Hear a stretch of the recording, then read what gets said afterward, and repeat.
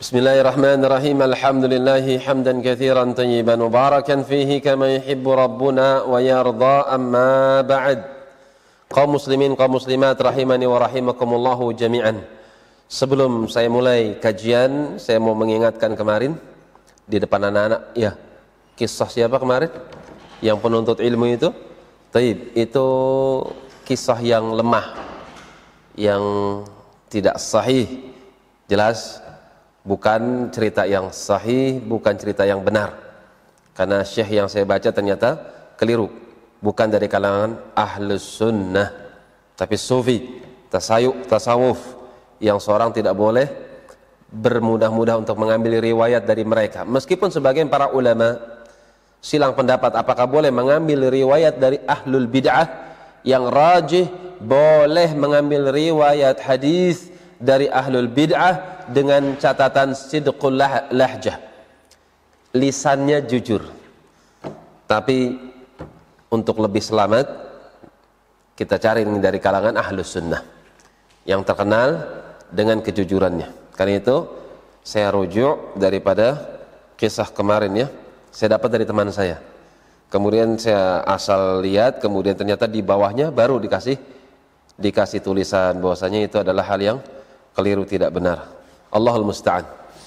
Pentingnya ya kalau kita punya teman tersebut mengingatkan kita kepada jalan yang lurus, mengingatkan kebenaran. Kalau kita salah, diingatkan. Maka kalau antum punya teman antum mau mengingatkan kalau antum salah, pegang baik-baik teman itu.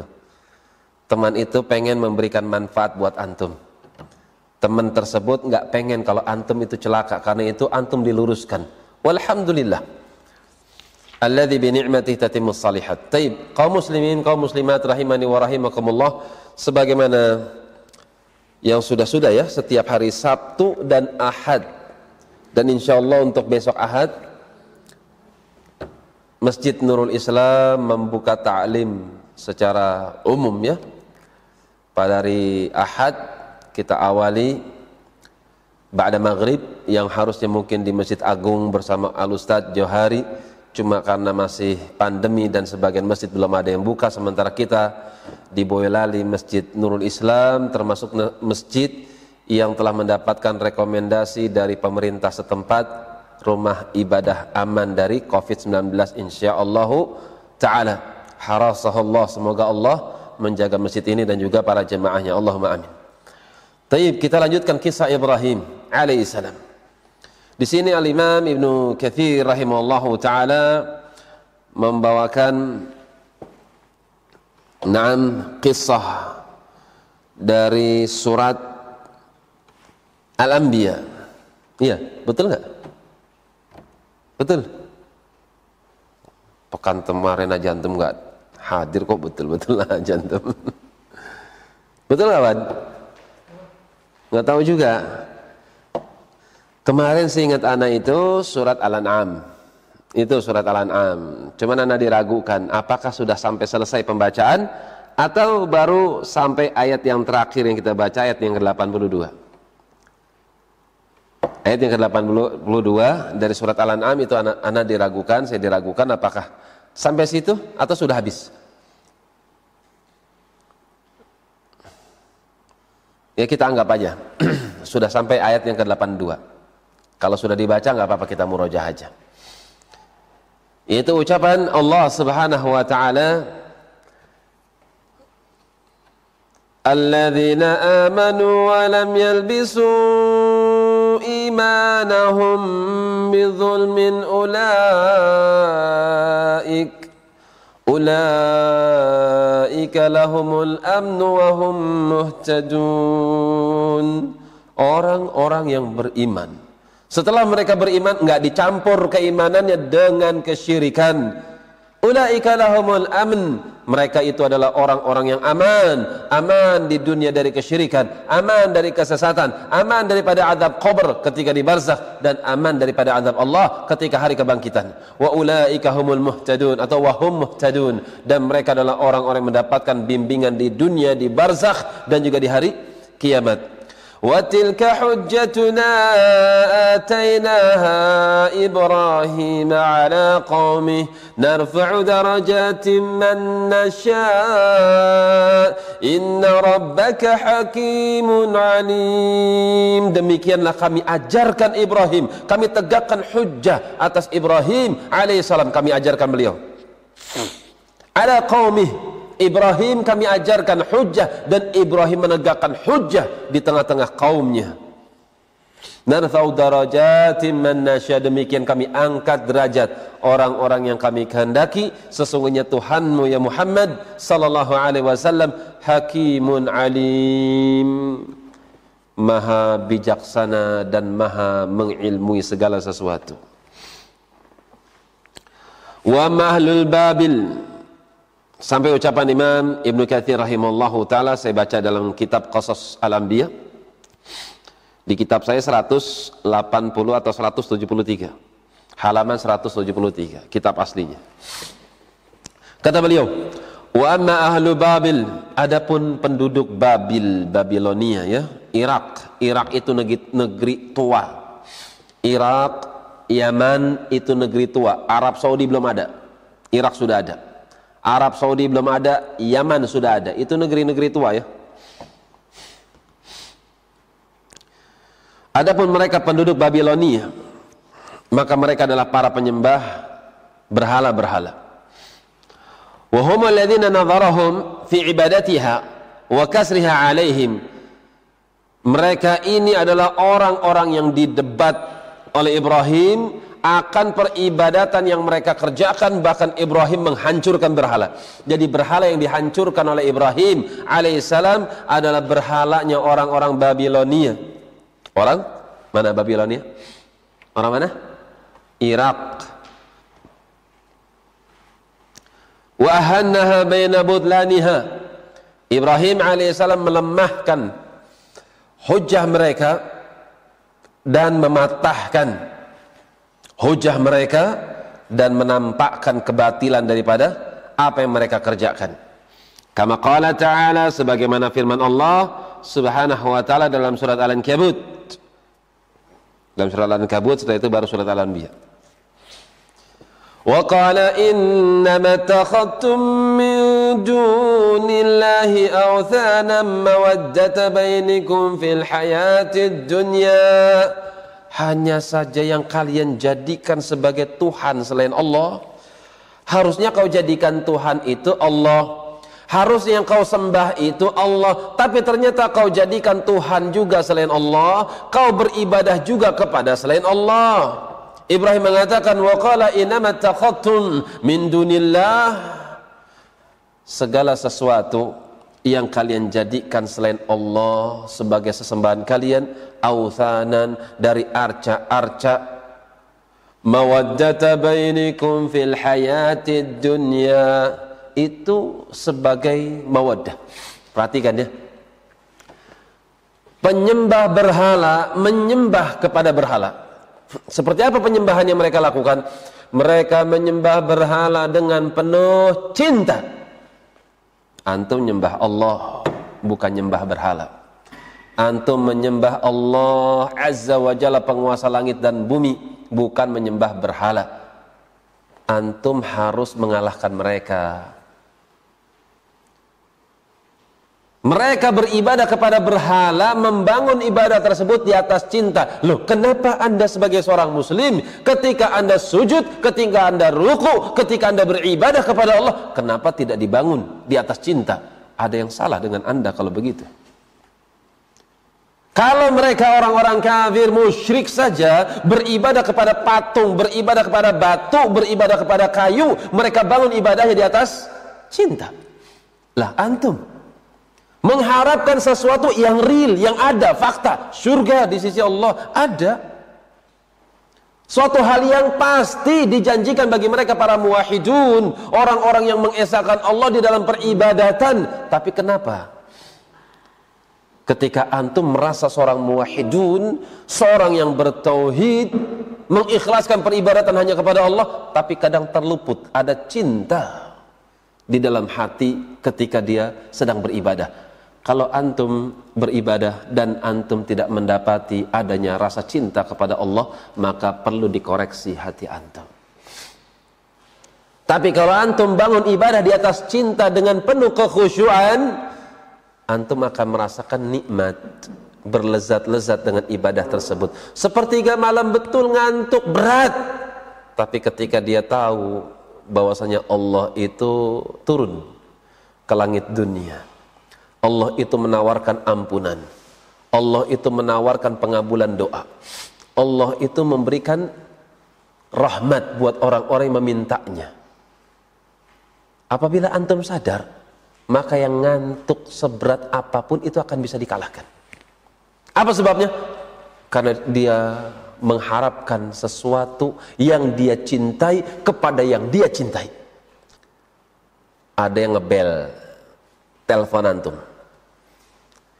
nanti malam jam 3 insya Allah saya akan datang ke rumah kamu, bawa duit 2 koper, mau bagi-bagi duit. Kamu ada di rumah? Oh ada di rumah, tenang aja.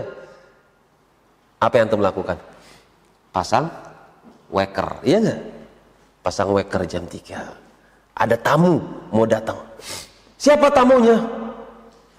Calon pengantin misalnya, mau numpang tidur di rumah antum. Antum seorang bujang, mengharapkan jodoh. Nih calon mertua sama anaknya, calon jodoh antum itu datang ke rumah antum, numpang nginep misalnya. Bawa duit segepok misalnya, 2 koper buat antum. Kira-kira jam 3 bangun nggak? Bangun. Apa sebabnya? Ada yang diharapkan di dalam hati.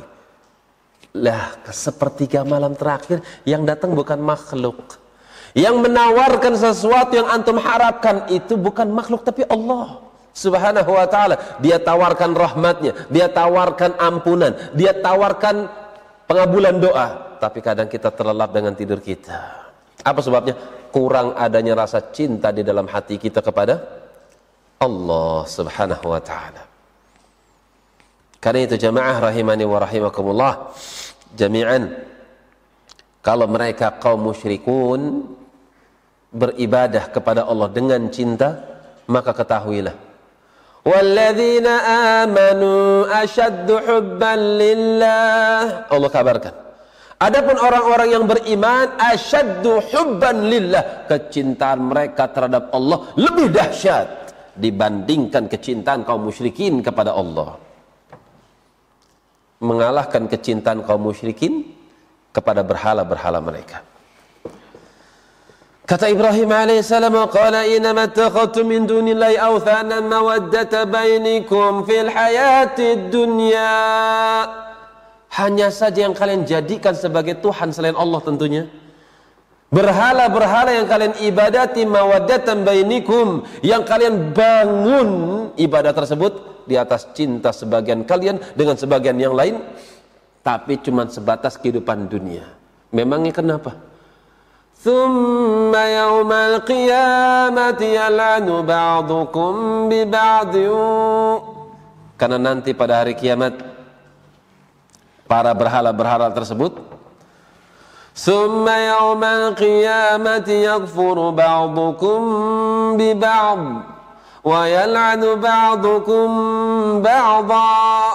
Pada hari kiamat, berhala-berhala yang mereka sembah selain Allah saling mengingkari satu dengan yang lainnya, saling melaknat satu dengan yang lainnya. Wa ma'wakumun nar, tempat tinggal mereka adalah neraka. Wa ma lakum min nasirin, tidak ada bagi mereka penolong sedikit pun. Ini ucapan Ibrahim kepada orang-orang Irak. Kemudian Imam Ibnu Katsir rahimahullahu ta'ala membawakan potongan ayat dalam surat Al-Anbiya. Silakan yang punya mushaf buka surat Al-Anbiya. Adapun ayatnya ayat yang ke-51 sampai 70. 51 sampai 70. Allah tabaraka wa ta'ala mengatakan, وَلَقَدْ آتَيْنَا إِبْرَاهِيمَ رُشْدَهُ مِنْ قَبْلُ وَكُنَّا بِهِ عَالِمِينَ.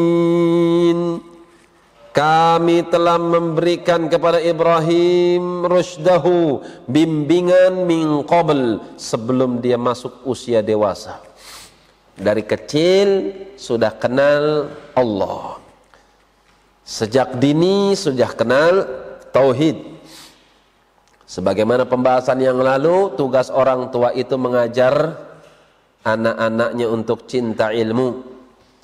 Orang tua itu mengajarkan putra-putranya untuk kenal Allah. Seperti ucapan Luqmanul Hakim. Wa idh qala Luqmanu libnihi wa huwa ya'idhuhu ya bunayya la tusyrik billah. Dan ingatlah ketika Luqman Al-Hakim mengatakan kepada anaknya, wa huwa ya'idhuhu, dan ketika dia memanggil anaknya dengan panggilan yang ya'idhuhu, dengan panggilan yang baik dan dalam keadaan ya'idhuhu, memberikan petuah. Jadi serius, bincang antara ayah dan anak. Ada waktu khusus antara bapak dengan anaknya. Itu yang harus terjadi. Seperti Luqman Al-Hakim. Ya bunayya la tusyrik billah. Nak, jangan kau menyekutukan Allah. La tusyrik billahi inna syirka la zulmun azim. Karena syirik merupakan kezaliman yang paling besar. Itu ucapan Luqman Al-Hakim. Supaya anak kenal Allah, ajarkan sejak dini. Adapun mereka para nabi, mereka sudah mendapatkan taufik. Dan mereka sudah mendapatkan wahyu dari Allah. Mereka orang-orang spesial, mereka adalah orang-orang istimewa. Adapun kita beda. Kita bukan nabi, kita bukan rasul, kita bukan keturunan nabi, kita bukan keturunan rasul. Karena itu didik keluarga dengan pendidikan tauhid. Wa kunna bihi alimin, dan kami mengetahui. إذ قال لأبيه وقومه ما هذه التماثيل التي أنتم لها عاكفون. Ibrahim mengatakan kepada bapaknya, Pak, wa qaumihi, dan juga pada orang-orang kampungnya, ma hadhihi tamathil, berhala-berhala ini apa sih? Mereka itu siapa? Mereka itu apa? Berhala-berhala yang kalian duduk-duduk iktikaf, bersemedi di sisi kuburannya, bersemedi di sisi pohon-pohon yang dikeramatkan, bersemedi di batu-batu yang diagungkan, berdiam diri, akifun, iktikaf. Maka semuanya menjawab dengan jawaban yang sama. Qalu wajadna aba'ana laha 'abidin. Ibrahim, kami dapati bapak, kakek, dan moyang kita laha, di sisi arca-arca ini, 'abidin, mereka beribadah. Lihat ya, beribadah di sisi kuburan, beribadah di sisi arca, beribadah di sisi pohon yang dikeramatkan, beribadah di sisi batu yang dikeramatkan. Itu perbuatan siapa? Muslim atau musyrik? Musyrik. Muslim itu beribadah kepada Allah. Kalau mereka mendekatkan diri dengan memilih tempat-tempat khusus, maka mereka akan cari tempat-tempat yang dikhususkan oleh Allah dan Rasulnya. Tempat-tempat yang dikhususkan oleh Allah dan Rasulnya untuk beribadah di mana? Masjid. Kenapa nyari kuburan? Kenapa nyari pohon-pohon yang besar yang dikeramatkan? Kenapa cari batu-batu yang diagungkan? Kenapa? Kalau mau pilih tempat, mengkhususkan tempat, cari tempat yang dikhususkan oleh Allah dan juga Rasulnya untuk beribadah di situ. Ya masjid. Dan tuannya masjid adalah Masjid Al-Haram, Masjid Nabawi, dan satu lagi Masjid Al-Aqsa. Masjid Al-Haram yang bikin siapa? Yang bikin siapa, Jamil? Masjid Al-Haram, Ka'bah yang bikin siapa? Bukan Pak Tukang, bukan. Siapa yang bikin? Nabi Ibrahim dan Nabi Ismail alaihissalam. Masjid Nabawi yang ada di Madinah yang bikin siapa? Nabi Muhammad sallallahu alaihi wasallam. Masjid Al-Aqsa yang bikin siapa? Siapa yang bikin Masjid Al-Aqsa? Yang bikin Nabi, nabinya siapa? Nama nabinya itu atau keluarga Ibrahim. Anaknya Ibrahim alaihissalam. Siapa? Anaknya Ibrahim dan anaknya. Berarti cucunya. Siapa cucunya Nabi Ibrahim? Nabi Ya'qub alaihissalam. Yang bikin Masjid Al-Aqsa Nabi Ya'qub alaihissalam. Ada yang mengatakan Nabi Ishaq. Ada yang mengatakan Nabi Ishaq. Wallahu a'lam. Ada yang mengatakan Ishaq, ada yang mengatakan Ya'qub.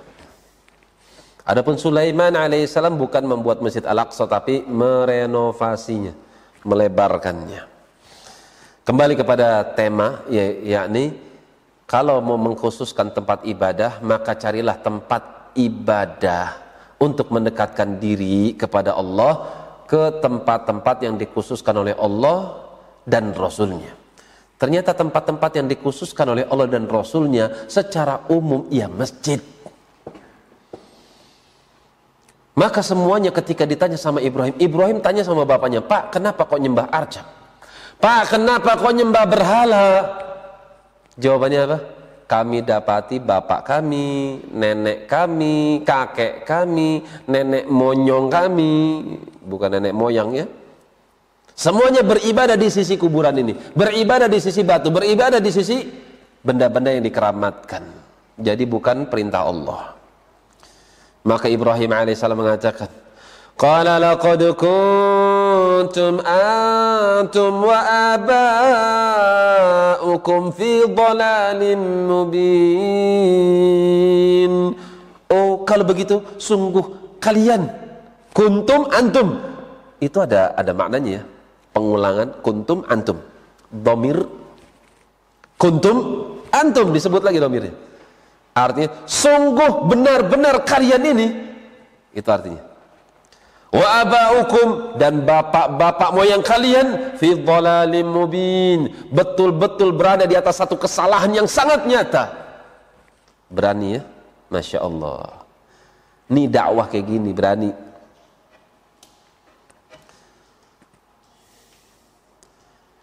Saya pernah dapat ceramah Syekh Fadail. Dia menceritakan tentang dakwah sesuai dengan hadis Muslim ya, bahwasanya seorang itu akan diwafatkan oleh Allah sesuai dengan kebiasaannya. Ada yang biasa berdakwah di jalan Allah, bisa jadi jika dia ikhlas dia akan wafat di atas dakwah. Siapa yang biasa membaca Quran, bisa jadi itu merupakan alamat kalau dia mati di atas Al-Quran, wafat dalam keadaan membaca Al-Quran. Karena itu biasakan untuk melakukan hal-hal yang baik. Lihat ya, Ibrahim alaihissalam nggak takut sama bapaknya, dalam artian nggak takut disakiti. Sama orang-orang kampung nggak takut, dalam artian berani menyampaikan kebenaran. Karena itu kita ambil pelajaran di sini. Ketika ada kebenaran yang datang dari Al-Quran, kebenaran datang daripada As-Sunnah Muhammad sallallahu alaihi wasallam, latih diri kita untuk berani untuk mengamalkannya. Qalu ajitana bil haqqi am anta minal la'ibin. Mereka mengatakan, "Hai Ibrahim, kau datang kepada kami dengan membawa kebenaran atau engkau cuma main-main saja? Bercanda, main-main, atau kamu ngejek? Ngejek kami, ngejek bapak kami, dan ngejek bapak moyang kami." Ibrahim alaihissalam menegaskan bahwasanya beliau tidak main-main.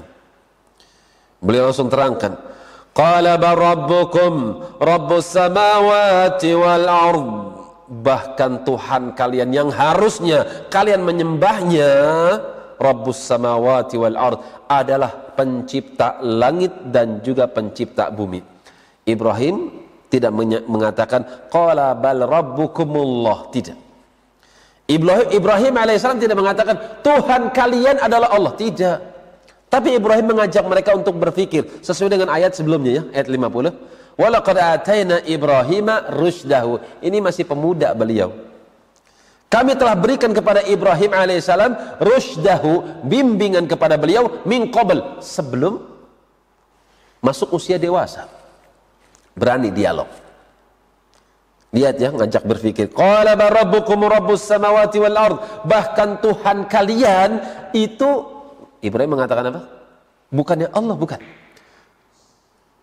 Tuhan kalian itu adalah Allah, tidak. Tapi bahasa yang digunakan oleh Ibrahim alaihissalam, Tuhan kalian adalah Tuhan yang menciptakan langit dan bumi.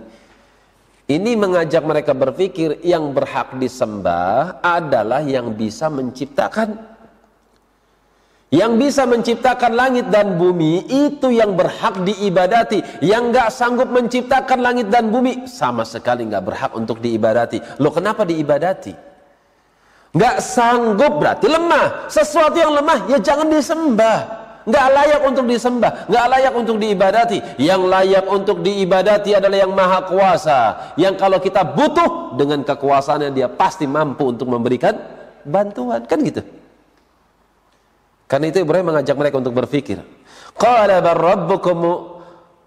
rabbukum rabbus samawati wal ard. Bahkan Tuhan kalian yang sesungguhnya adalah yang telah menciptakan langit-langit dan bumi. Alladzi fatarahun, dialah yang telah menciptakannya. Wa ana ala dzalikum minasyahidin, dan aku termasuk saksi yang mempersaksikan bahwasanya dialah Allah subhanahu wa ta'ala satu-satunya Tuhan yang hak untuk diibadati. Adapun yang selain Allah, mereka adalah Tuhan-Tuhan yang batil. Wa tallahi laakidan asnamakum ba'da an tuwallu mudbirin. Maka Ibrahim mengatakan, demi Allah aku akan bikin makar kepada berhala-berhala kalian setelah kalian meninggalkan aku. Ibrahim alaihissalam ingin apa? Ingin membuat sesuatu sama patungnya. Tunggu ya, patungnya akan aku kerjai. Saya akan melakukan sesuatu kepada patung-patung kalian. Tunggu saja. Ini para ulama tafsir menafsirkan, diantaranya Ibnu Katsir membawakan riwayat dari Qatadah ya, bahwasanya Ibrahim alaihissalam ini ngomong sendiri dalam hati. Tunggu ya, awas ya. Kadang-kadang kita seperti itu. Awas nanti saya hancurkan patungnya. Jadi Ibrahim ngomong sendiri. Tapi Ibnu Mas'ud radhiyallahu ta'ala anhu, sahabat yang mulia, mengatakan bahwasanya ucapan itu betul ucapan diri sendiri. Dia katakan, saya akan bikin makar kepada patung-patung tersebut nanti nunggu mereka keluar ketika Id. Ketika hari raya mereka tinggalkan kampung, mereka semua pergi ke lapangan. Nah, ketika itu aku akan berikan pelajaran kepada patung-patung itu nanti. Ternyata kata Abdullah bin Mas'ud radhiyallahu ta'ala anhu, ada yang dengar. Sebagian mereka ada yang mendengarkan ucapan Ibrahim seperti ini, tapi sebagian mereka tidak mengindahkannya. Karena mereka menganggap cuma sendak gurau Ibrahim aja. Itu cuma omongan Ibrahim saja. Mereka nggak nganggap serius. Ternyata apa yang dilakukan oleh Ibrahim alaihissalam serius ya. Ternyata berhala-berhala tersebut diperlakukan oleh Ibrahim dengan perlakuan yang sangat menghinakan. Insyaallah besok ya, hari Ahad. Wallahu ta'ala a'lam bis-shawab. Naqtafi bihadzal qadar.